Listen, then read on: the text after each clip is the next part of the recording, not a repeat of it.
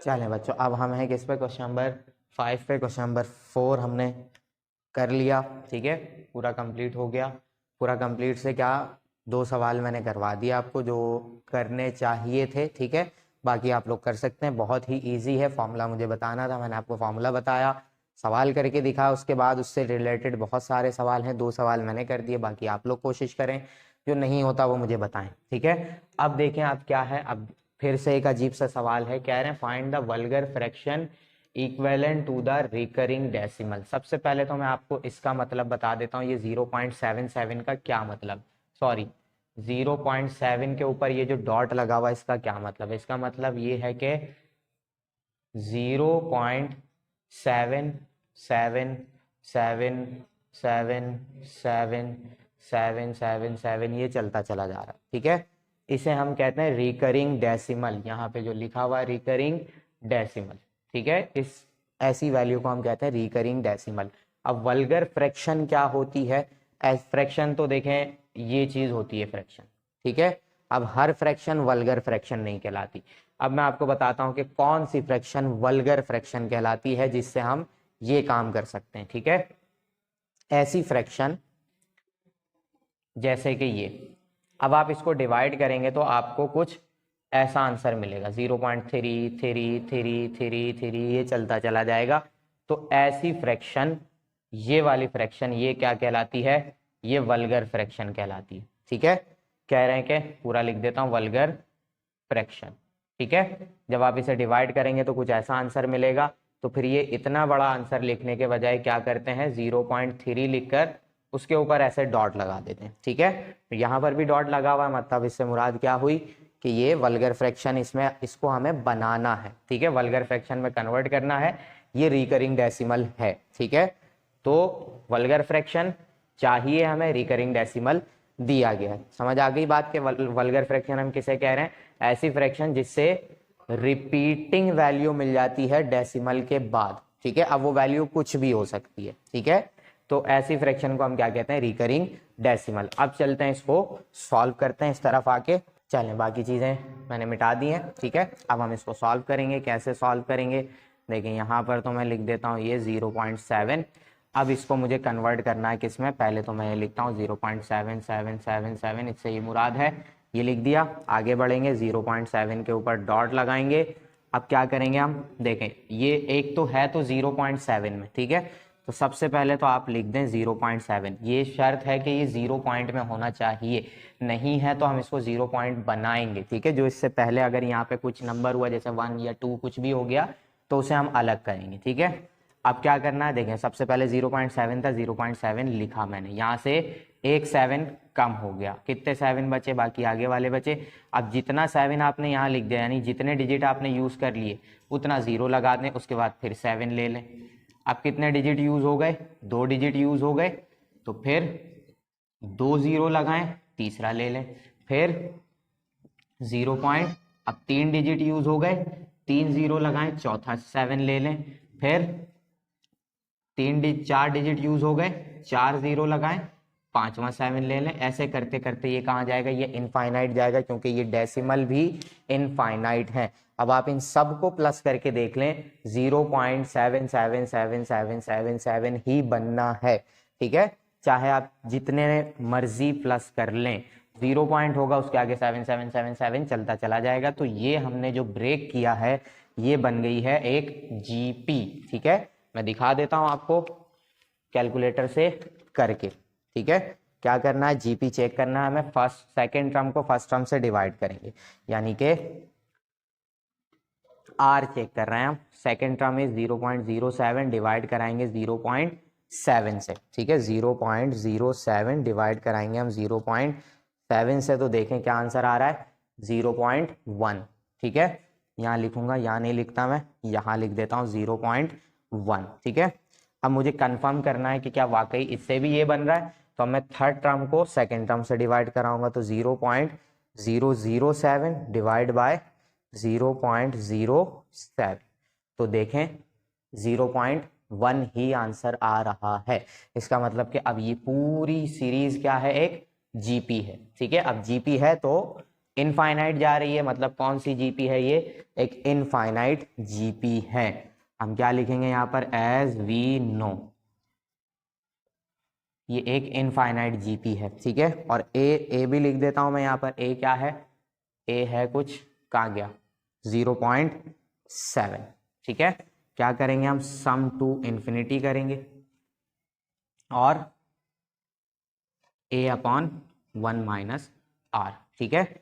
इस पूरी सीरीज का हम क्या कर लेंगे, सम निकाल लेंगे इनफाइनाइटली। 0.7 हो जाएगी फर्स्ट टर्म, देख लें, ठीक है, ये रही फर्स्ट टर्म। 1 माइनस क्या आ जाएगा, 0.1, ठीक है। वल्गर फ्रैक्शन में चाहिए, यानी फ्रैक्शन में आंसर चाहिए हमें।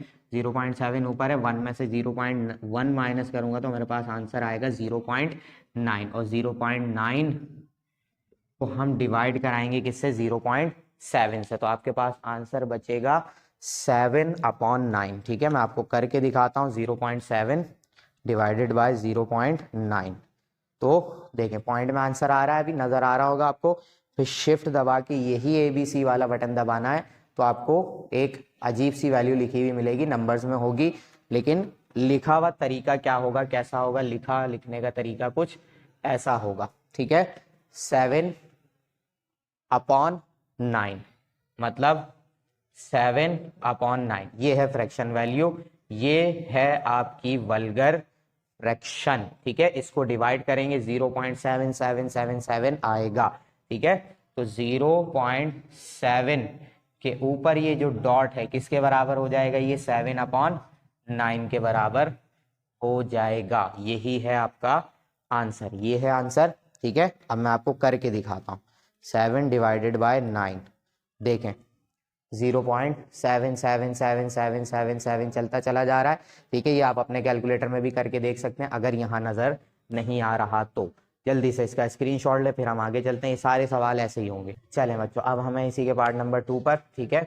अब सवाल कैसा है, 1.74, उसके ऊपर 2 डॉट लगे हुए, मतलब रिपीटिंग नंबर्स अब क्या हैं, पहले सिर्फ 3 पे डॉट था तो 3 कह रहा हूँ, पहले सिर्फ 7 पे डॉट था तो 7 रिपीट हो रहा था, अब क्या रिपीट होगा, 7 4 7 4 7 4 7 4, ये इस तरीके से चलता रहेगा। समझ आई क्या कह रहे हैं, किस तरीके से इस डॉट को सॉल्व कर रहे हैं। ये है हमारा रिकरिंग डेसिमल, 7 4 7 4 7 4 7 4 7 4, हर दफा 7 4 रिपीट होगा। अब इसको सॉल्व कैसे करना है, मैंने क्या कहा था कि 0 पॉइंट होना चाहिए, 0 पॉइंट नहीं है तो 0 पॉइंट हम बनाएंगे, कैसे बनाएंगे, 0.74747474, ठीक है। 1 प्लस करा देंगे किसमें, 0.7474 में। जैसे ही आप 1 प्लस करेंगे तो ये 1.7474 बन जाएगा, तो मैंने 1 को अलग कर दिया, इसका मतलब 1 प्लस हो रहा है, और जीपी अब हमारी इसमें से बनेगी, ठीक है। कैसे बनेगी, सबसे पहले ले लें आप 0.74 को, ठीक है, जो होता है पहले तो वो लेते हैं।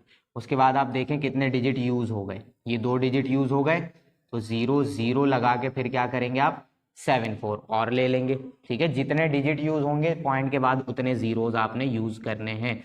फिर 2 ये यूज हो चुके हैं पहले, 2 मजीद हमने यूज कर लिए, कितने जीरोज आ जाएंगे, 3 4 जीरोज आ जाएंगे, 0.74, ऐसे करते करते ये हमारी सीरीज चलती चली जाएगी। समझ गए किस तरीके से जीपी बन रही है। अब ये दोबारा से एक जीपी बन चुकी है, इस जीपी को हमें करना है सॉल्व, इस पे लगाना है हमें फॉर्मूला। सबसे पहले देखना पड़ेगा कि आर क्या है, आर मैं दिखाता हूँ यहाँ पे, मुझे खुद निकालना पड़ेगा क्योंकि मुझे मालूम थोड़ी इतनी बड़ी वैल्यू डिवाइड करना पॉइंट वाली। 74 डिवाइड 0.0074 डिवाइड बाय 0.74, 0.74, क्या आंसर आएगा, 0.01, ठीक है। कैसे किया मैंने, इस 0.074 को डिवाइड कराया मैंने 0.74 से, तो क्या आंसर आ गया मेरे पास, 0.01, ये है आपका आर, ठीक है। तो इसको मैं यहाँ नहीं लिखता, मैं इसको एक वैल्यू नीचे लिख देता हूँ, 0.01, ठीक है। आप अपने कैलकुलेटर में भी करके देख सकते हैं। अब मैं कंफर्म करना चाहूँगा तो इसको इससे भी डिवाइड कराऊंगा मैं, ठीक है। 0.00074, 4 जीरो हैं, फिर 7 4 है, फिर 0.0074, देखें 0.01 ही आंसर आ रहा है, मतलब जीपी बनी हुई है। अब हम अपना काम कर सकते हैं। ठीक है, फर्स्ट टर्म आपको नजर आ रही है, ए है, यहाँ लिखेंगे हम एज वी नो। ठीक है, यहाँ लिखते हैं थोड़ा सा और नीचे, एज वी नो क्या जानते हैं हम कि सम टू इंफिनिटी बराबर होता है किसके,